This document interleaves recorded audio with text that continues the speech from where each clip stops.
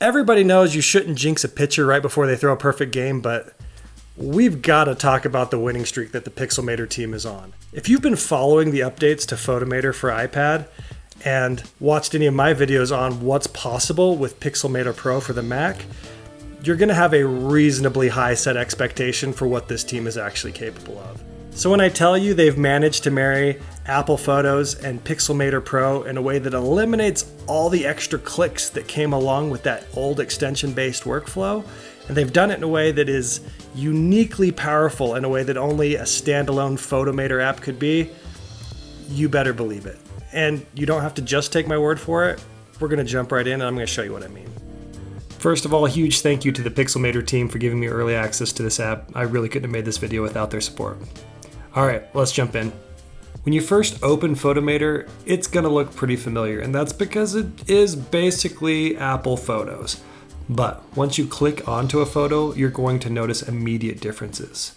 First of all, we have this film reel here at the bottom that lets you quickly switch through different photos in a shoot, and you're going to notice there's a big focus on editing, not just viewing your photos.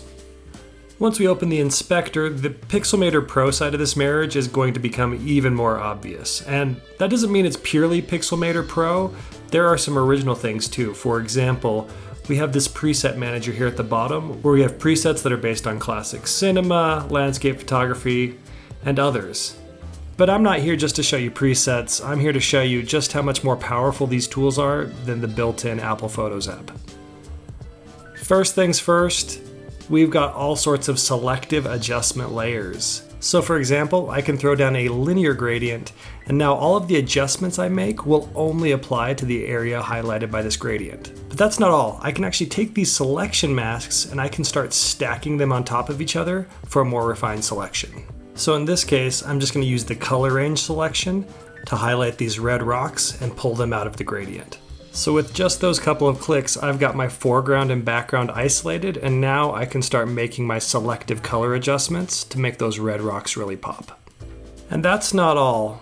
There's one tool that everybody wishes was in Apple Photos and just isn't, and that is the healing brush. And I can use it to do things like making the ledge that I'm standing on disappear completely. Here's a quick before and after, and the best part of all of this is that using these more powerful tools than Apple Photos provides doesn't restrict me from using Apple Photos. If I go over, I can actually see all of my edits are still there, and I can even use the Pixelmator Pro editing extension to go and refine the edits right out of the Photos app as well. Now, if you're not already convinced that this is an absolute game changer, let me show you how quick and easy it is to take a pretty mediocre photo and turn it into something really great. Photomator provides AI-powered tools to quickly separate the foreground and the background of your photo. So with just a click of the ML Enhance button and using these AI-powered selection tools, I've already got something that's starting to look pretty good. And the best part is, none of this is destructive. I can go back to the base layer and I can keep making adjustments to the vibrance, to the color balance, and the selection and the adjustments I've made to that background selection just keep working. And I'm not locked just to one selection either. If I want to start making adjustments to the subject, they have a built-in AI-powered tool that isolates the subject for me, and I can make adjustments just to the subject of the photo. And to me, it's not any one of these individual features that blows my mind. It's the fact that I can go from opening my photo in my photo library to this finish before and after edit in less than 5 minutes. Yes, I timed it.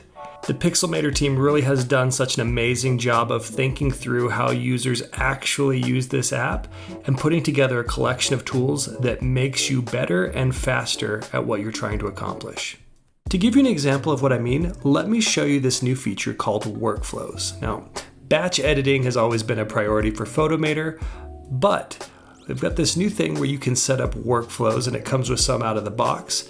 And they do a lot of the work that you would want to do on your photos for you. So in this case, an AI enhance and using AI to do a smart crop, and it picks from a few options that fit the photo best, which is amazing.